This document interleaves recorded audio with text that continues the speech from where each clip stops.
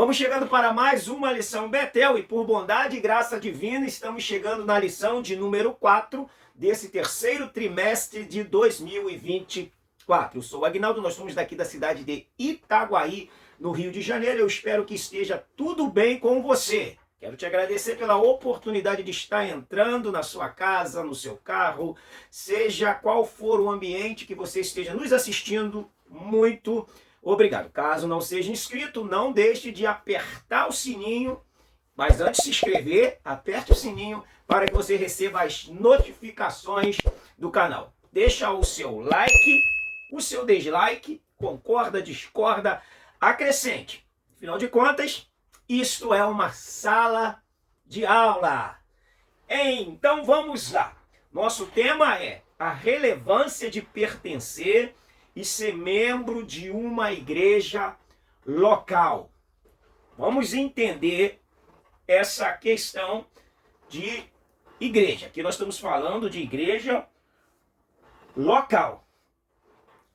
Quando a gente fala de igreja, a gente fala da expressão eclésia, que são os chamados para fora. Então a gente fala de igreja, a gente fala dos chamados para fora. Mas a gente também coloca a igreja como templo e a gente coloca a igreja como denominação. Então a gente fala de igreja como templo, igreja corpo de Cristo, igreja denominação. Só para a gente não fazer aquela confusão que as pessoas fazem. Igreja somos nós, sim, mas vamos entender a semântica da palavra igreja, que tomou outras conotações, para a gente poder não ser ignorante com as palavras que vão tomando novas conotações e também acabar sendo deselegante quando alguém fala, não, porque a igreja que eu congrego, mas a igreja somos nós.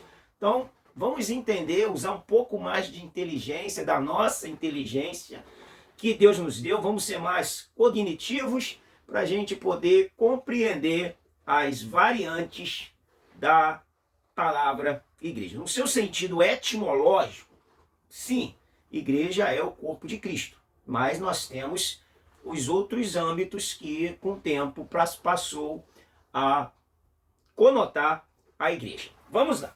A relevância de pertencer e ser membro de uma igreja. Nós estamos falando de uma igreja local, tá bom? Para a gente não cair naquela malha fina que eu acabei de falar. É importante ser membro de uma igreja? É importante. Então a gente precisa dar valor a ser membro de uma igreja, porque a moda hoje é ser desigrejado. Nosso texto áureo diz: louvando a Deus e caindo na graça de todo o povo, e todos os dias acrescentava o Senhor à igreja aqueles que se haviam de salvar. Atos 2, 47. Eu prefiro essa versão na ARA, porque aqui traz um tom de uma ideia calvinista. Olha o que diz, como está escrito. Olha como está escrito na ARA. Ouvindo a Deus e cantando com... louvando a Deus e contando com a simpatia de todo o povo, enquanto isso acrescentava-lhes o Senhor dia a dia os que iam sendo salvos. Aqui diz, na ARC, os que haviam de se salvar. Dá uma ideia calvinista, cuidado, atenta para isso, porque pode ser, inclusive, um debate, de repente, de sala de aula. Lembrando que aqui não é uma aula, tá? Nós aqui é um bate-papo sobre a lição e um resumo da lição. Só para o aluno, de repente, você entrou aí pela primeira vez e você perceber que não é bem uma aula. Então a gente sempre explica isso no início para ficar bem entendível. A verdade aplicada diz: cada membro do corpo de Cristo encontra na vivência comunitária cristã o necessário desenvolvimento e amadurecimento em Cristo. Os objetivos da lição, que norteia essa lição, diz: salientar a relevância de ser membro do corpo de Cristo, explicar o compromisso do membro da igreja e expor o papel da membresia na igreja e na sociedade. O nosso texto de referência é baseado em Efésios capítulo 2, 19 ao 22 é primeira carta de Pedro 2, verso 9. A introdução diz: a autêntica vida de discípulo de Cristo é vivida num contexto comunitário onde a manifestação dos dons contribui para a edificação do corpo de Cristo. Cada membro cuidando do outro. E assim o corpo vai crescendo em ordem e decência conforme a palavra de Deus para a glória de Deus. O tópico 1 diz assim, ó, membro da igreja, identidade de cristão. Bom, quando a gente fala de identidade de cristão, isso nos remete, por exemplo, lá para Daniel, capítulo 3, que fala a respeito de Mesaque, Sadraque e Abidnego, Ananias, Misael e Azarias, que não perderam a sua identidade, bem como Daniel, só para a gente poder compreender a importância da identidade, da formação de uma identidade. E a gente está falando aqui, ó, identidade do cristão. A identidade, na verdade, ela é a sua autenticidade. Você não vive de mímica, de personagem, de configurante, mas você tem uma identidade. Tem algo que te identifica, da onde você veio, que identifica a sua fala, identifica a sua nacionalidade, identifica o seu estado. Não é assim? Você conversa, por exemplo, com um paulista, ele tem uma identidade, a fala dele traz uma identidade da terra dele. Você conversa com uma pessoa do Nordeste, o jeito de falar, os cacuetes, a forma de se expressar, você já identifica. A mesma coisa é para o cristão. A gente precisa ter uma identidade para que a gente não saia se propagando como cristão, mas que as pessoas possam olhar para nós e ler em nós e ver essa identidade que é a identidade cristã, a identidade do cristianismo, a identidade do Cristo. Essa identidade hoje está sendo muito perdida, está entrando quase que em escassez, em extinção, porque nós cristãos estamos mais querendo se parecer com o mundo do que realmente possuir uma identidade com o Cristo, a forma de falar, a forma de agir, a forma de viver, a forma de se portar. Como está a sua identidade? É uma pergunta que você pode fazer para a turma para poder ela responder para ela mesma. Sempre quando você fizer essas perguntas, não exponha ninguém, não seja deselegante, mas fala, responda para você mesmo. Como está a sua identidade de cristão? Como estão te identificando no ambiente quando você chega? É um ponto para se pensar. O 1 diz, tópico 1, subtópico 1, as pessoas que se convertiam eram acrescentadas à igreja. A igreja naquela época, ela era uma igreja que tinha um compromisso muito grande socialmente. Era uma igreja que sabia integrar as pessoas no ambiente. Era uma igreja que doava para as pessoas. Recebia doações, a gente vê isso em Atos capítulo 5, capítulo 4, capítulo 5, que as pessoas doavam para a igreja, mas que a igreja fazia também as suas doações. Então, o ato da igreja doar provocava nos membros da igreja também a doação para a própria igreja. A igreja, ela uniam as pessoas e distribuíam os bens. Um pouco controverso como hoje, que parece que divide as pessoas, muitas das igrejas dividem as pessoas e juntam os bens. Não é verdade? Só para a gente ficar atento, porque nós estamos falando da igreja instituição, e, querendo ou não, vai também englobar a igreja corpo de Cristo. Mas a gente precisa fazer essa distinção que eu já fiz lá no início. Tá bom? As pessoas que se convertiam eram acrescentadas, eram integradas, elas eram socializadas no convívio cristão. esse ponto é importante. Eu posso até indicar um livro para você, ele não está aqui nas minhas mãos, que é um livro do pastor Jorge Linhares. Por que as pessoas abandonam a igreja? Você já leu esse livro? Você conhece?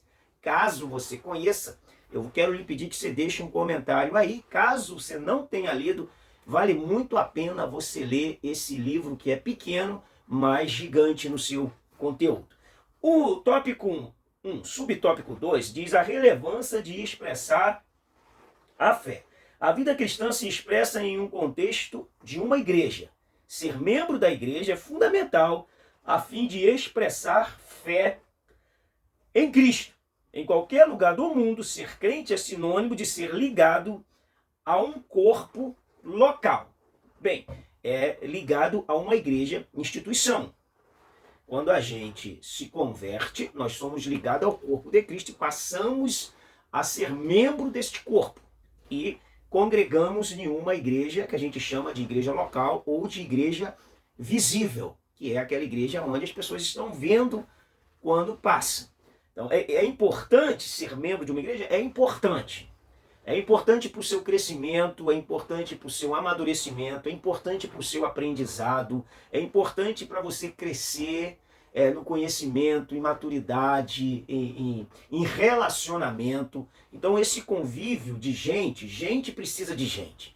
Gente precisa andar com gente. Esse convívio de gente com gente, ele é enriquecedor para as nossas vidas. Então valoriza a igreja onde você está congregando. O 1.3 diz a necessidade de comprometimento. Você é crente? Perguntamos para alguém. Se a resposta for sim, segue outra pergunta fundamental. Qual é a sua igreja? Ou qual igreja você pertence? O cristão precisa estar comprometido com um grupo específico de discípulos para ser um verdadeiro seguidor de Cristo. Você não é o corpo de Cristo isolado. Você não é o corpo de Cristo isolado. Você precisa de outros para expressar essa condição. E juntos e não separados somos o corpo de Cristo. João 13:35. Pausa para a água e vamos lá. Essa é uma necessidade. A necessidade de se comprometer com uma igreja, de estar ali exercendo o seu ministério, exercendo o seu chamado e auxiliando com o corpo ministerial da sua igreja e sendo útil para a obra de Deus. Então, peça a Deus para que você possa entender para qual propósito Deus te chamou, qual o serviço que Ele delegou a você, caso você não entenda ainda o seu papel no corpo de Cristo. De repente você é mão, mas você está querendo ser cabeça. De repente você é orelha e está querendo ser nariz. E você, quando você é um membro e quer ser outro, não tem funcionalidade, porque porque o ouvido ouve. O nariz, ele tem o olfato. Ele não ouve. A boca, o paladar, ela também não ouve. Então, se eu sou chamado para ser boca, eu tenho que ser boca. Parece até coisa infantil, mas é exatamente isso que muitas das vezes acontece. Quando eu tento atuar no corpo, fora do propósito para o qual eu fui estabelecido no corpo, é claro que eu vou ser sem funcionalidade, porque eu vou estar ocupando algo que não era para eu ocupar. Muitos dos fracassos da igreja parte do princípio de que tem alguém ocupando um lugar que não era para estar. Tem alguém fazendo algo que não era para estar fazendo. É claro que isso vai gerar um insucesso, e não é culpa do diabo, do Satanás, não é levante, não é. É simplesmente ocupações erradas de ofícios, de membros do corpo fora da própria posição que deveria estar no corpo. Não é verdade? O que você acha? Vamos lá. A necessidade de comprometimento, então se comprometa com o seu chamado no corpo de Cristo. O 2 diz membro da igreja, está sob bênção. Vamos entender esse assunto. Tópico 2, Cristo disse de forma clara e inequívoca que edificaria a sua igreja sobre si mesmo e nada poderia detê-la, nem mesmo as portas do inferno. Vamos entender esse contexto de portas do inferno. É claro que ele tem alguns entendimentos dentro desse texto, mas vamos partir para a ideia do contexto histórico. Você lendo o livro de Neemias, você vai encontrar as portas de Jerusalém, as 12 portas de Jerusalém. Qual era a função dessas portas? Bem, cada porta tinha sua função. Se você queria comprar um cavalo, você ia à porta do cavalo. Você quer comprar uma ovelha? A porta da ovelha. Você quer desfazer do lixo? A porta do monturo. As negociações, elas eram feitas nas portas. Então você ia para a porta para fazer uma negociação. Vamos lá, eu quero comprar uma ovelha. Vamos para a porta e negociar. Quando Jesus fala as portas do inferno, é muito bem entendível dentro dessa colocação para eles. O que está querendo dizer? Que as maquinações, que as tramas do diabo, aqui inferno, é uma conotação para o diabo, não para um local geográfico. As maquinações do diabo, as tramas do diabo, as arquiteturas do diabo contra a igreja não vale, não prevalece, não supera. Por quê? Porque a igreja não está fundada em homens. A igreja está fundada em Cristo. O fundamento da igreja é a palavra de Cristo. A cabeça da igreja é Cristo. As portas, as maquinações, as tramas não prevalecerão contra a igreja de Jesus. Então, se você é a igreja de Jesus, se você faz parte da igreja de Jesus, fique tranquilo que as maquinações do inferno não prevalecerão contra a sua vida. Mas isso não te imuniza para que você não vigie, não ore, não se consagre, não busque a Deus. Porque senão, não, eu já estou sua igreja, as portas do inferno não pode comigo, vou ficar de boa. Não, não. Levanta, bate a poeira e vai para a guerra. Esse é o papel da igreja. A igreja não está num campo de lazer, não está num piquenique. Se você é a igreja, você está num campo de batalha.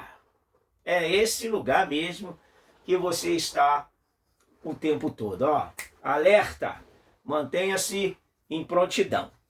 O 2:1, perdão, diz assim, a igreja é defendida por Cristo. Cristo defende a igreja porque é o seu corpo, e isso está expresso no encontro que ele teve com Saulo quando lhe pergunta: Saulo, Saulo, por que me persegues? Subtende-se claramente que perseguir a igreja é perseguir a Cristo, e ele a defenderá contra tudo e todos. Aqui está dizendo de maneira clara, lúcida, que quem luta contra a igreja luta contra Cristo. Quem persegue a igreja persegue Cristo. Pode-se matar os santos de Cristo, mas não pode matar o Cristo dos santos. Isso quer dizer que por mais que homens fiéis sejam ceifados pela sua fé, novos se levantarão, porque matam-se os santos de Deus, mas não pode matar o Deus dos santos. Por isso Tertuliano, um dos pais da igreja ali no século III, ele disse: a morte dos mártires é a semente do cristianismo. Aonde se derramou muito sangue, muitos crentes nasceram. Por quê? Porque não pode destruir o Deus da igreja. O 2:2 diz: privilégios e bênçãos de ser membros da igreja. Como membros do corpo de Cristo, mantemos comunhão com o nosso Salvador e com os demais salvos, para que tenham os membros igual cuidado uns dos outros, de maneira que se um membro padece, todos padecem junto, né? Todos os membros padecem com ele. E se um membro é honrado, todos os membros se regozijam com ele. Então não pode uma pessoa, por ter um ofício maior, menosprezar o que tem um ofício menor. Porque pode ser maior para nós, mas para Deus não. O corpo não ficaria de pé sem os pés. Por mais lindo que fosse o meu rosto e a minha orelha, mas se eu fosse surdo, eu teria uma deficiência. Por isso que a importância dos membros saberem dar valor àquele que entre aspas, é insignificante, mas ele tem a sua relevância dentro da funcionalidade do corpo.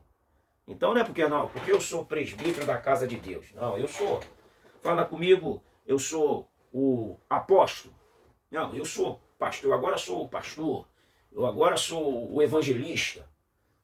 Deus não instituiu dons ministeriais para que houvesse desprezo. Porque na figura do corpo de Cristo, todos os membros têm a sua importância. Então você que tem um cargo maior, lembre-se, você é parte de um corpo que não funcionaria perfeito se tivesse um dedo amputado. Se tivesse parte do corpo amputado.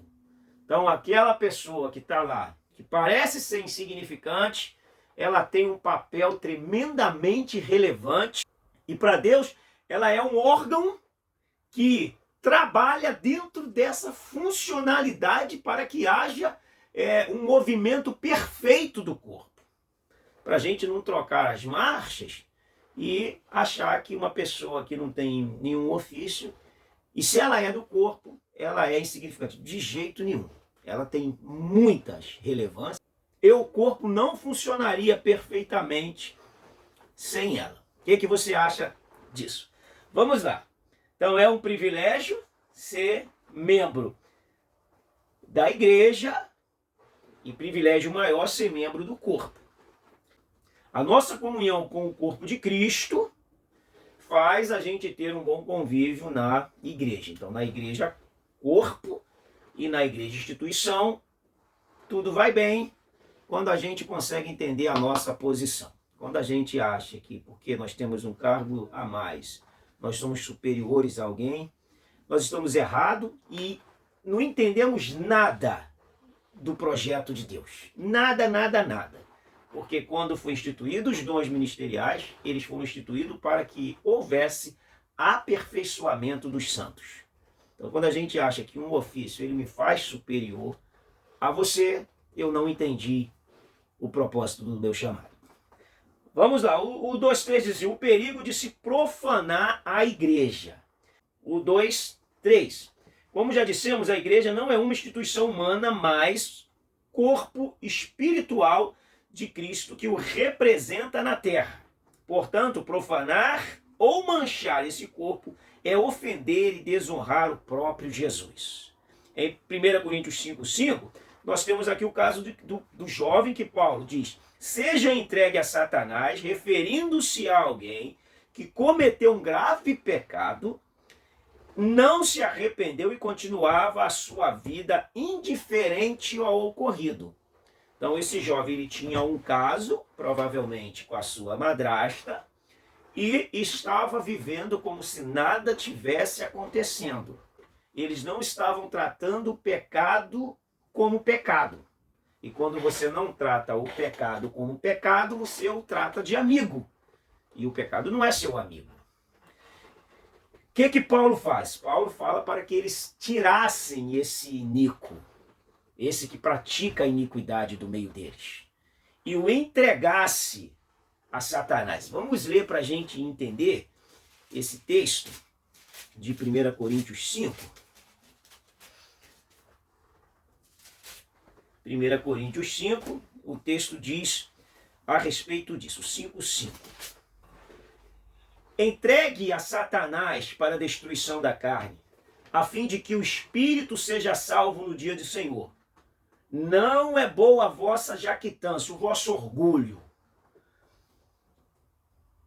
Não sabeis que um pouco de fermento leveda toda a massa? Um pecadinho, que na verdade não tem pecado, pecadinho, nem pecadão, ele é capaz de levedar tudo, estragar tudo, fermentar tudo. É o que Paulo está falando. Então tira esse inico do meio de vocês, entregue a ele. E aqui entra uma interpretação de texto que precisa ser bem elucidada. Porque ele diz assim: entregue a Satanás para a destruição da carne, a fim de que o espírito seja salvo no dia do Senhor Jesus. O que ele está querendo dizer? Que entregue esse rapaz para que possa haver nele, fora da comunidade cristã, arrependimento. Havendo arrependimento e ele retornando, ele vai ser salvo no dia do Senhor. Mas se você mantê-lo ele ali, sem despertar a sua consciência, ele vai ficar ali na sua prática errada, porque mantiveram ele e ele vai se perder no dia de Jesus. Então Paulo está falando, entrega a ele para que ele seja salvo. O que Paulo está pensando? Vai haver arrependimento e ele vai retornar e ele vai ser salvo ainda no dia do Senhor. Aí quando a gente lê, por exemplo, 2 Coríntios 2, 2 Coríntios 2, o 5, diz assim: ora, se alguém causou tristeza, não fez apenas a mim, mas para que eu não seja demasiadamente áspero, digo que em parte a todos vós. Basta-lhe a punição pela maioria, de modo que deveis, pelo contrário, perdoar-lhe e confortá-lo, para que não seja o mesmo consumido por excessiva tristeza. Pelo que vos rogo que confirmeis para com ele o vosso amor. E foi por isso também que vos escrevi, para ter prova de que em tudo sois obedientes. A quem perdoais alguma coisa, também eu perdoo, porque de fato o tenho perdoado. Se alguma coisa tenho perdoado, por causa de vós o fiz na presença de Cristo, para que Satanás não alcance vantagem sobre nós, pois não lhe ignoramos os seus desígnios. Esse texto aqui, ele é colocado, está dizendo o penitente deve ser readmitido na igreja, subentende que Paulo escreve 2 Coríntios 2, 5 e diante, para falar do jovem de 1 Coríntios 5, que está arrependido e retornando para o seio da igreja. E aí Paulo fala, basta-lhe a punição pela maioria, ou seja, a punição que já lhe fora dada, pelo que vos rogo que confirmeis para com ele o vosso amor. Então subentende, aqui você pode fazer uma pesquisa desse texto, que o jovem de 1 Coríntios 5 se arrepende depois de ser excluído do convívio, da membresia da igreja, ele se arrepende e ele retorna por seio, e Paulo está aconselhando para que eles o aceitem em amor e o perdoem. Olha que coisa linda. Esse é o tratamento que deve ser dado, e todo mundo que na verdade se arrependeu do ato que fez, é claro que ele vai espontaneamente aceitar ser corrigido, porque a cura está justamente no reconhecimento, na humildade de entender que erramos e precisamos ter humildade para reconhecer e avançar em crescimento. As coisas velhas passaram, esqueça tudo, foca no alvo e prossiga um caminho novo. Vamos lá. O 3 diz, membros da igreja sob liderança espiritual. Aí a gente vai falar de membros da igreja sob liderança espiritual. E liderança espiritual exige um líder espiritual. Então, quando a gente falar de liderança espiritual, a gente vai falar de um líder espiritual, não de alguém só que está na frente ali. A gente vai falar de alguém que te incentiva a ser crente, de alguém que te incentiva a ser fiel, de alguém que te incentiva a ser espiritual, não verbalizando, mas que a gente possa olhar para aquela pessoa e saber que aquela pessoa, como líder espiritual, não mente, não negocia errado, fala e cumpre, é íntegro no seu viver, não é avarento, é honesto. E aí você pode confiar a sua vida à tutela desse líder. Lembrando que o líder tem que te capacitar para que você alce voos e não mantê-lo a vida toda abaixo da sua tutela. Líder bom é aquele que faz outros. Líder ruim é aquele que tem medo de fazer outros por se sentir ameaçado. Para a gente entender bem a respeito da liderança espiritual, para a gente não fazer dessa ideia uma ideia manipuladora. Líder fabrica líder. E líder auxilia líder, que vai fabricar novos líderes, e isso vai trazer um descanso para a liderança maior, porque ele tem líderes preparados, capacitados, que com a sua autonomia espiritual está ajudando outros também a se tornarem autônomos. E isso não vai gerar nenhum desrespeito, nenhuma desonra, porque o seu exemplo, o exemplo da liderança, é que traz o respeito, é que traz o amor, é que traz a compreensão dos seus liderados. Então nós estamos falando de liderança espiritual, e liderança espiritual, ela tem muito a dar dentro do contexto cristão. Para a gente não fantasiar e achar que simplesmente alguém que está na frente é uma liderança espiritual. Muito cuidado, porque você pode cair no conto do vigário. A relevância da intercessão pela igreja. Olha, outro ponto importante é a intercessão. Intercessão é oração.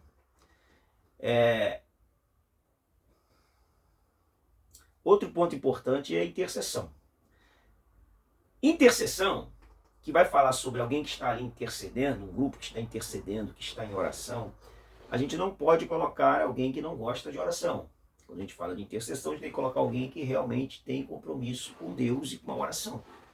Que vai realmente batalhar e guerrear e orar a Deus, repreendendo toda influência, toda ingerência, toda a região dos ares que tenta bloquear, que tenta impedir que a nossa adoração, o nosso louvor, toda a frieza do ambiente, e tudo que impede a ação do Espírito Santo.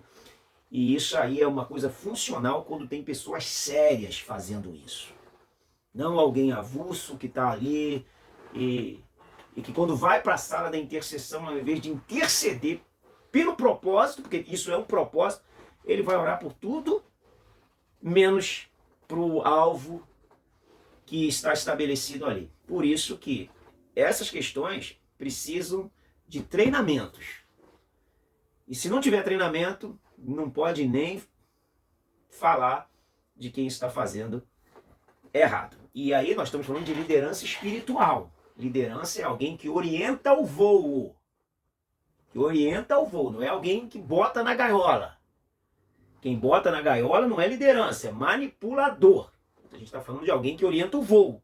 Orientar o voo é falar, meu filho, minha filha, você acabou de cometer um erro. Isso em off. Que a boa liderança elogia em público para repreender no particular. Não é verdade? Toda repreensão, ela sempre vai ter o ato de corrigir, de aprimorar o liderado. Então a relevância da intercessão, isso é importantíssimo, e ser membro nos faz descobrir os dons ministeriais. Porque o membro da igreja é aquele que vai crescendo. Quando você é membro, então, de uma igreja como as Assembleias de Deus, as Assembleias de Deus é a igreja que mais te dá a oportunidade de trabalhar, que mais te dá a oportunidade de você desenvolver o seu talento. Você não desenvolve se você não quiser, mas ela te abre uma porta para que você possa desempenhar o seu papel. Salvo raras exceções. A gente está falando da Assembleia de Deus, mas aí depende também da liderança. Mas, via de regra, As Assembleias de Deus, ela dá muita oportunidade para que as pessoas possam desenvolver o seu ministério, e eu louvo a Deus e glorifico a Deus por isso. E vamos aqui para o último trecho. 3 cristãos maduros na fé ajudam quem está iniciando. Antes disso aqui, deixa eu comentar um assunto aqui. No finalzinho do 3:2, diz assim, ó, além disso, o convívio com outros cristãos participando de suas alegrias e sofrimento, isso é ministério, produz conhecimento e crescimento espiritual, tanto no serviço como no ministério. Bom, quando a gente falar de ministério, nós estamos falando de serviço. Ministério aqui é diaconia. Se você pegar o texto no grego, de Efésios 4, 11, 12, ministério aqui é diaconia. O que é a diaconia? É o serviço do diácono. O que é o diácono? O servo. Então nós estamos falando aqui, ó, que o crescimento espiritual, e aí está falando assim, tanto no serviço como no ministério. Quando a gente fala de crescimento ministerial, nós estamos falando de crescimento em serviço. Quanto mais eu cresço ministerialmente, maiores são os meus serviços. Se eu crescer ministerialmente e os meus serviços diminuírem, eu perdi o contato com a palavra de Deus. Porque a palavra de Deus, todas as vezes que eu cresço ministerialmente, eu cresço em serviço, porque ministério é serviço. Ponto. Cristãos maduros na fé ajudam quem está iniciando. Esse aí é um ponto importante. Você que é cristão maduro deve ter uma boa fala, um bom conselho, um bom exemplo, uma boa postura. Você é um paradigma, um modelo para que as pessoas possam se inspirar e servir a Deus como você. Você ajuda outros que estão iniciando na fé a crescerem na graça, a crescerem no conhecimento de Deus. Então, sempre você que está maduro, auxilie outros. Não faça como Caim, que quando Deus perguntou do seu irmão, ele falou, nem sei, do meu irmão, não sou guardador dele. Não faça isso, mostre o quanto Caim estava doente e o quanto Caim era imaturo. Você é um cristão maduro? Você está ajudando os seus irmãos na fé? Seu irmão passou por um momento difícil, errou, você está ajudando ele a crescer? Ou você está ajudando a afundá-lo? Qual o seu posicionamento em relação a isso? Você dá as mãos para tirar alguém que está no buraco? Ou você pisa na mão para ele terminar de cair? A maturidade faz a gente ter um posicionamento diferente em relação às pessoas. A gente consegue enxergar muito diferente daqueles que não estão maduros. Vamos lá, a gente não vai ter inveja do sucesso do nosso irmão, a gente não vai ficar alegre com a queda do nosso irmão, a gente vai trazer o irmão para participar do nosso sucesso quando nós estivermos e vamos ajudar os nossos irmãos a superarem as suas fraquezas e a vencer os seus obstáculos. Tá bom? Nós vamos encerrando essa aula com a graça de Deus. Peço a você que sempre ore pelos seus alunos, pela sua turma, pela sua igreja, pelo seu pastor. Busque a Deus, fale com Deus constantemente, peça a direção do Espírito Santo, peça poder do Espírito Santo para você desempenhar esse papel de professor de escola, superintendente, de ministrante da palavra, que é um papel relevante dentro do corpo de Cristo. Deus abençoe a sua vida, um grande abraço, até a nossa próxima aula.